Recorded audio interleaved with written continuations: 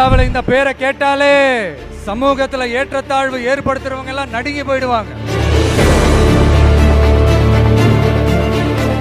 எம்மக்களுக்கான அரசியலையும் அந்த வெற்றியையும் யாராலும் தடுக்க முடியாது.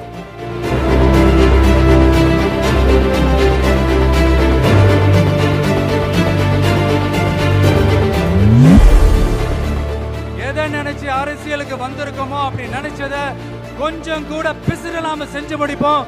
அது வரைக்கும் நெருப்பா தான் இருப்போம். என்ன நண்பா?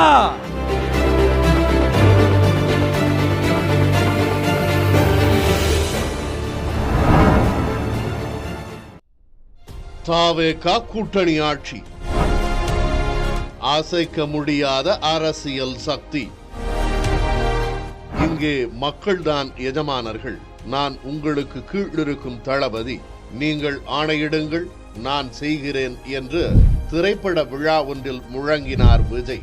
அதன் தொடர்ச்சிதான் தமிழக வெற்றி கழகம் என்கிற அரசியல் கட்சியின் உதயம்.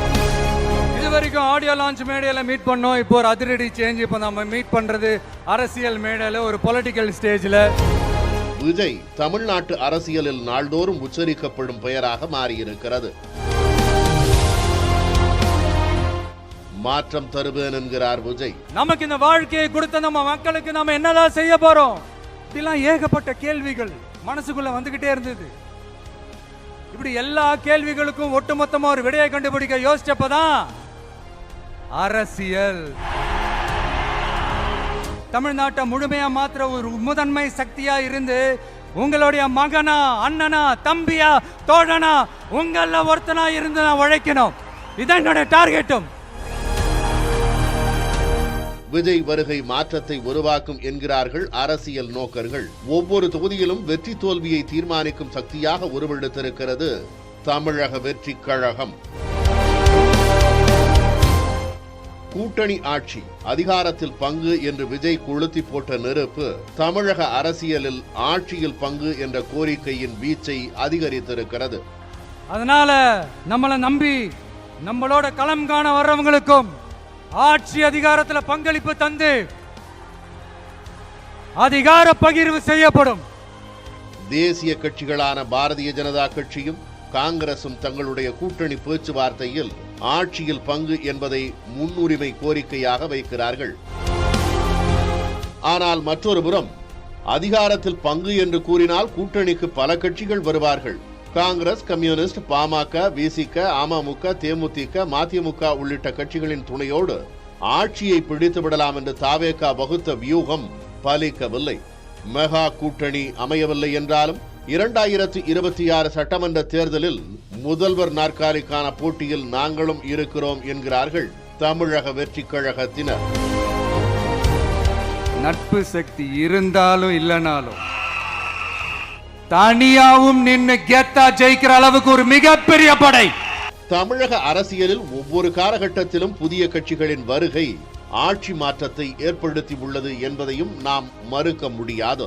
காங்கிரஸ் கட்சியா, கம்யூனிஸ்ட் கட்சியா என்று இருந்த தமிழக அரசியல் களத்தை 1967ஆம் ஆண்டில் மாற்றி அமைத்தார் திமுக என்ற இயக்கத்தை தொடங்கிய அண்ணாதுரை. காங்கிரசா திமுகவா என்று இருந்த அரசியல் களத்தை 1977ஆம் ஆண்டில் மாற்றி அமைத்தார் அதிமுக என்ற இயக்கத்தை தொடங்கிய எம்.ஜி. ராமச்சந்திரன். ஆம், 1967 மற்றும் 1977 போன்று 2026லும் மாற்றம் வரப்போகிறது என்கிறார் விஜய். திமுகவா அதிமுகவா என்று இருக்கும் தேர்தல் களத்தை திமுகவா தாவேகாவா என்று மாற்றி உள்ளதாக மேடைதோறும் சூளுரைத்து வருகிறார் விஜய். ரெண்டு பேருக்கு நடுவுல தான் போட்டியே. ஒன்னு டிவிகே, இன்னொன்னு டிஎம்கே. அரசியல் கட்சியை தொடங்கும் முன்பு எம்ஜிஆர் போல களத்தில் கட்சி பணிகளை செய்யவில்லை. விஜயகாந்த் போல அரசியல் கட்சிகளுக்கு எதிராக களத்தில் போராடி இருக்கவில்லை. ஆனால் கட்சி தொடங்கிய உடனே விஜய் செல்லும் இடமெல்லாம் கூட்டம் அலைகடல் என திரள்கிறது. குறைந்த நேரமே பேசுகின்ற விஜய் கூட்டத்தில் தூரத்தில் இருந்தாவது அவரது முகத்தை ஒருமுறையேனும் பார்த்துவிட மாட்டோமா என்று ஏங்கி தவிக்கிறார்கள் அவரது ரசிகர்கள்.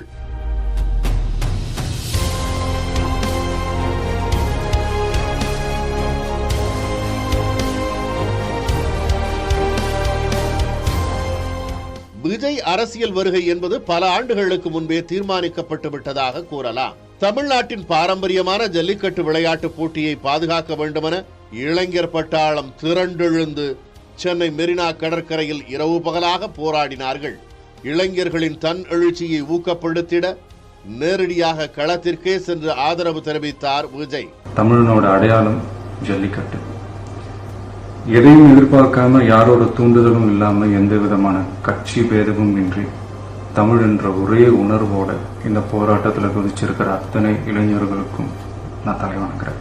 ஸ்டெர்லைட் எதிர்ப்பு போராட்டத்தில் நடந்த தூத்துக்குடி துப்பாக்கிச்சூடு சம்பவத்தில் பாதிக்கப்பட்ட மக்களை நேரில் சந்தித்து ஆறுதல் தெரிவித்தார்.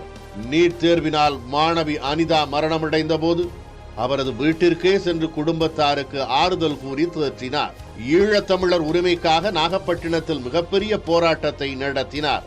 திரை நட்சத்திரமாக உச்சத்தில் இருந்த விஜய் மனிதாபிமானத்தின் அடிப்படையிலும் உள்ளுணர்வின் உந்துதலாலும் மக்கள் பணியில் ஈடுபட்டு வருவதாக ரசிகர்கள் தெரிவித்தனர்.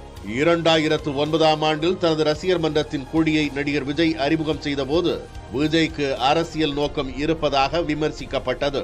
2011ஆம் ஆண்டு சட்டமன்ற தேர்தலில் விஜய் மக்கள் இயக்கம் அதிமுக கூட்டணிக்கு ஆதரவான நிலைப்பாட்டை எடுத்தது.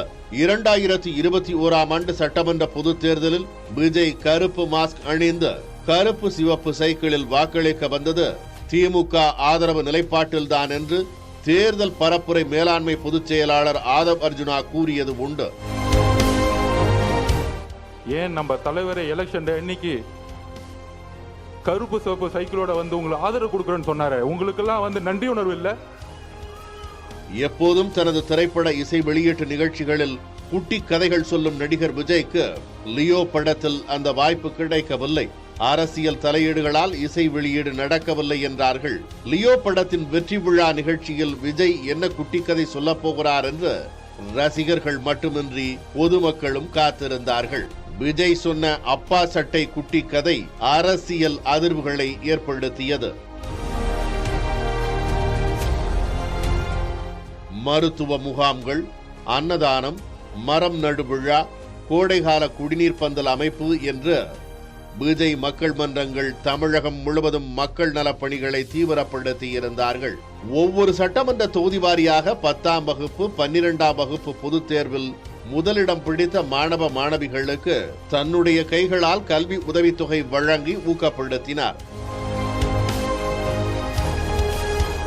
பருவமழையின் பாதிப்பால் தத்தளித்த திருநெல்வேலி பகுதி மக்களுக்கு விஜய் நேரடியாக சென்று நிவாரண உதவிகள் வழங்கினார். இதற்கிடையே உள்ளாட்சி தேர்தலில் பங்கேற்ற விஜய் மக்கள் இயக்க நிர்வாகிகள் 100க்கும் மேற்பட்ட இடங்களில் வெற்றி பெற்றிருந்தார்கள். நற்பணி மன்ற தலைமை இடத்திற்கு அனைவரையும் நேரில் வரவழைத்து விஜய் வாழ்த்து தெரிவித்தார். உள்ளாட்சி தேர்தல் வெற்றி கொண்டாட்டத்தின் மூலம் அரசியலுக்கு அச்சாரம் போடப்பட்டது. 2024 பிப்ரவரி 2ஆம் நாள் தமிழக வெற்றி கழகம் என்ற புதிய கட்சியை தொடங்கினார் விஜய்.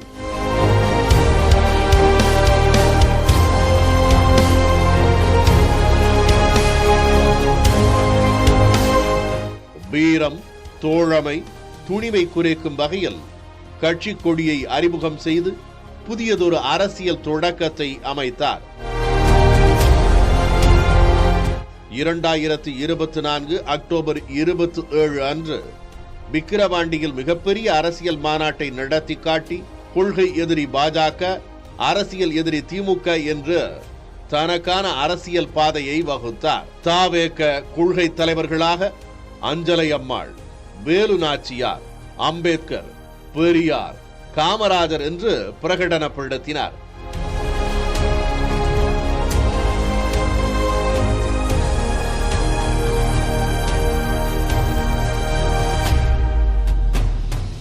அடுத்த கட்டமாக மதுரையில் மிகப்பெரிய மாநாட்டை நடத்தி காட்டி தென் தமிழகத்தில் தனது செல்வாக்கை உயர்த்தி காட்டினார்.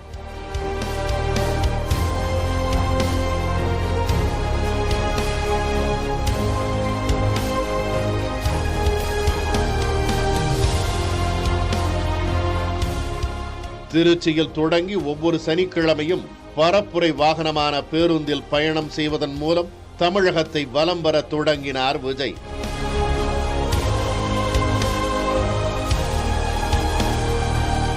பரந்தூர் விமான நிலையம் அமைக்கும் பணியால் விவசாயிகள் பாதிக்கப்படுகிறார்கள் என்று போராட்டம் நடத்தினார். விவசாய நிலங்கள் பாதுகாப்பு கொள்கை தீர்மானம் காஞ்சிபுரம் மாவட்டம் பரந்தூரில் 1000க்கும் மேற்பட்ட ஏக்கர் பரப்பளவில் 13 நீர்நிலைகளை அழிச்சு சென்னையை நிரந்தரமாக வெள்ளக்காடாக்கும் இத்திட்டத்தை ஒன்றிய மாநில அரசுகள் கைவிட வேண்டும் வலியுறுத்தின. காவல்துறையின் அத்துமீறலால் காவல் மரணங்களால் அப்பாவி மக்கள் பாதிக்கப்படுவதாக கண்டன ஆர்ப்பாட்டமும் விஜய் தலைமையில் நடைபெற்றது. நீதி வேண்டும், நீதி வேண்டும், நீதி வேண்டும், நீதி வேண்டும், அனைவருக்கும் நீதி வேண்டும்.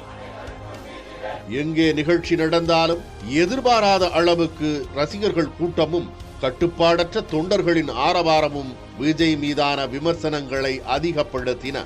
கரூரில் நடந்த எதிர்பாராத துயர சம்பவம்.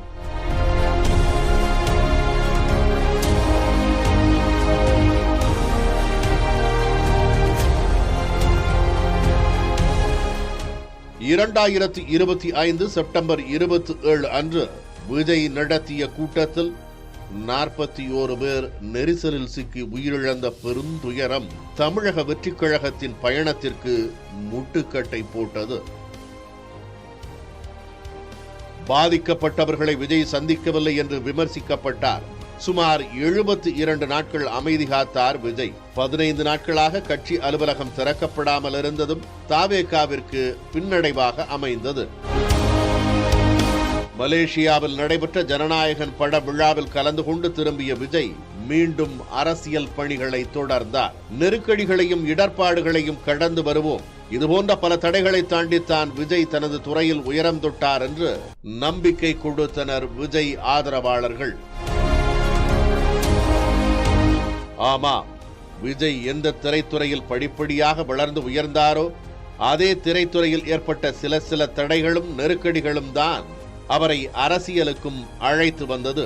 2013ஆம் ஆண்டில் ஆகஸ்ட் 9ஆம் தேதி வெளியாக வேண்டிய தலைவா திரைப்படம் பல்வேறு தடைகளை தாண்டி ஆகஸ்ட் 20 அன்றுதான் வெளியானது. விஜய் அரசியலுக்கு வருவதால் படத்திற்கு தடை என்று சொன்னார்கள்.